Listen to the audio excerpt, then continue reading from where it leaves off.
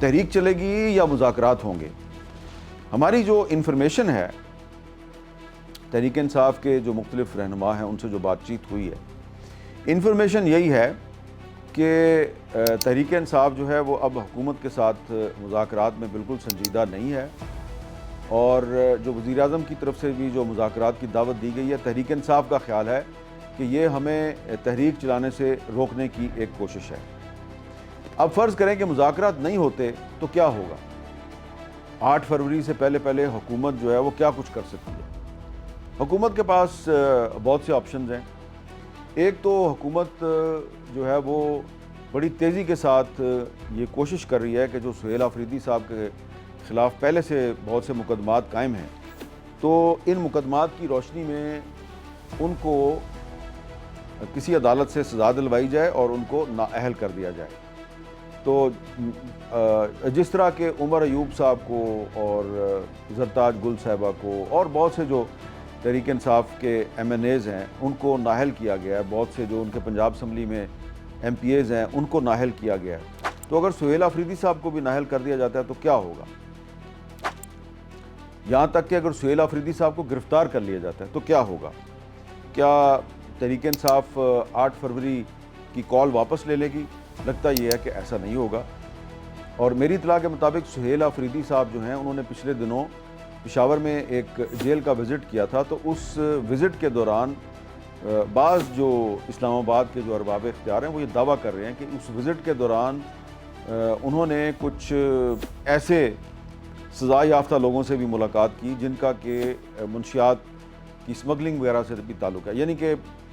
سہیل آفریدی صاحب کا drug mafia کے ساتھ بھی تعلق جوڑنے کی کوشش ہوگی۔ تو ایک تو ان پر پہلے سے بہت سے مقدمات درج ہیں، دوسرا ڈرگ مافیا کے ساتھ بھی ان کا جو ہے تعلق، اس کو ڈسکور کرنے کی نہ صرف کوشش کی جا رہی ہے بلکہ اس ڈسکوری کے بعد ان پر کوئی نیا مقدمہ بھی قائم کیا جا سکتا ہے اور الزام لگا دیا جائے گا کہ جی ان کا تعلق ڈرگ مافیا کے ساتھ ہے۔ تو فرض کریں کہ وہ ڈسکوالیفائی ہو جاتے ہیں اور وہ چیف منسٹر نہیں رہتے خیبر پختونخوا کے، تو مجھے نہیں لگتا کہ ان کی جگہ پہ جو نیا چیف منسٹر آئے گا وہ 8 فروری کی کال کو واپس لے لے گا۔ کچھ وفاقی حکومت کے ذرائع یہ بھی کہتے ہیں جی کہ ہمارے پاس خیبر پختونخوا میں گورنر راج لگانے کا آپشن بھی موجود ہے، تو سہیل آفریدی صاحب اور ان کی جو کابینہ کے ارکان ہیں وہ کہہ رہے ہیں جی 100 بسم اللہ، گورنر راج لگانا ہے آپ لگائیں۔ تو ایسا لگ رہا ہے کہ یہ جو وزیر اعظم کی طرف سے جو مذاکرات کی دعوت دی گئی ہے یہ کافی تاخیر سے دی گئی ہے، اور تحریک انصاف جو ہے وہ اب مذاکرات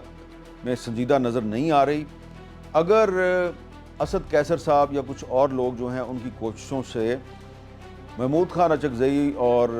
جو تحریک تحفظ آئین کے جو دیگر رہنما ہیں ان کی وفاقی حکومت کے ساتھ انگیجمنٹ شروع بھی ہوتی ہے، تو جو سہیل آفریدی نے اعلان کر دیا کہ ہم نے اب اسٹریٹ موومنٹ چلانی ہے، تو یہ 8 فروری کی کال فی الحال تو واپس ہوتی ہوئی نظر نہیں آ رہی۔ اور میری انفارمیشن کے مطابق جو سہیل آفریدی صاحب ہیں ان کی اسٹریٹجی یہ ہوگی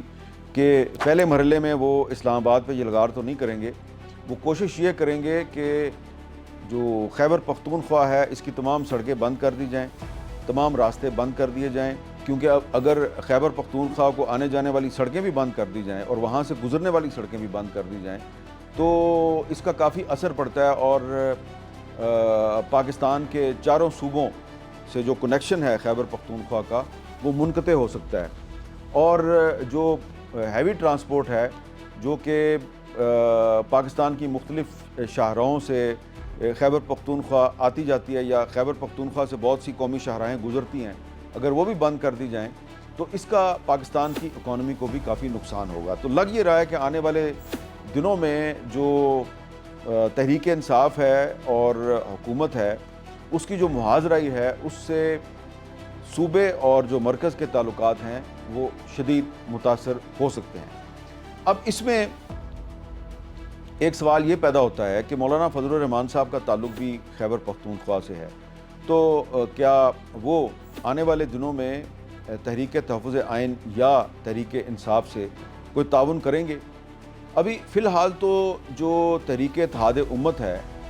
اس نے جو ایک بڑا تفصیلی اعلامیہ جاری کیا ہے اس میں تو صرف کچھ اہم معاملات پہ تحفظات کا اظہار کیا گیا ہے. یہ نہیں کہا گیا کہ ہم کوئی تحریک چلائیں گے، اور بڑے محتاط انداز میں یہ کہا گیا ہے کہ 27ویں ترمیم کے ذریعے صدر مملکت اور کچھ جو دیگر شخصیات ہیں ان کو جو استثناء دیا گیا ہے یہ غیر اسلامی ہے.